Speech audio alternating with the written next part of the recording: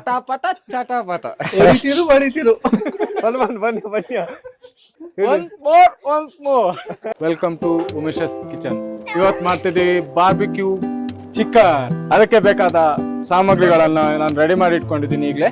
ಫಸ್ಟಿಗೆ ಮೆಣಸಿನ ಪುಡಿ, ಕೋರಿಯಂಡರ್ ಪೌಡರ್, ಇದು ಮನೆಯಲ್ಲೇ ಮಾಡ್ಕೊಂಡಿರೋ ಕಬಾಬ್ ಮಿಶ್ರಣ, ಸ್ವಲ್ಪ ಅರಿಶಿನ ಹುಡಿ, ರುಚಿಗೆ ತಕ್ಕಷ್ಟು ಉಪ್ಪು, ಮನೇಲೆ ಮಾಡ್ಕೊಂಡಿರೋ ಶುಂಠಿ ಬೆಳ್ಳುಳ್ಳಿ ಪೇಸ್ಟ್. ಇಲ್ಲೇ ಇತ್ತು ಶುಂಠಿ ಬೆಳ್ಳುಳ್ಳಿ.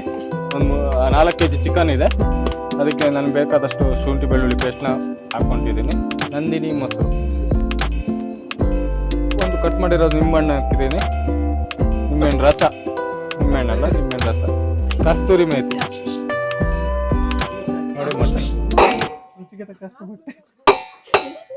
ಹೊಡಿತಾ ಇಲ್ಲ ಮೊಟ್ಟೆ, ಗಟ್ಟಿ ಉಂಟು.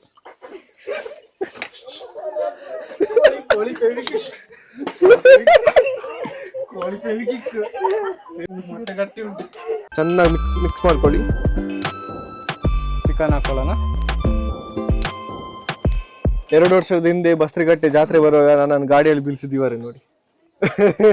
2 ವರ್ಷ ಅಲ್ಲ, 1 ವರ್ಷ. 2 ವರ್ಷದಿಂದ ನನ್ನ ಬೀಳ್ಸಿದ್ದೀವಿ.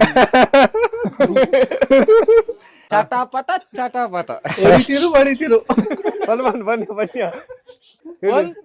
ಒನ್ಸ್ ಮೋರ್ ಹಂಗೆ ಹೇಳ್ಬೇಕು ಕಣಲ್ಲ, ಅವ್ನು ಹಂಗೆ ಅಲ್ವಾ ಹೇಳೋದಲ್ಲಿ. ಚಿಕನ್ ಬಾರ್ಬಿಕ್ಯೂಗೆ ಎಲ್ಲ ಸಿದ್ಧತೆ ರೆಡಿ ಆಗಿದೆ. ಇನ್ನೇನಿದ್ರು ಚಿಕನ್ ತಂದು ಫ್ರೈ ಮಾಡಿದ್ರೆ ಆಯ್ತು. Chicken ready. ಈಗ ನೈಟ್ ಇಲ್ಲಿ ಪಾರ್ಟಿ ಮಾಡ್ಲಿಕ್ಕೆ ಎಲ್ಲ ಪ್ರಿಪರೇಷನ್ ಕೂಡ ಆಗ್ತದೆ.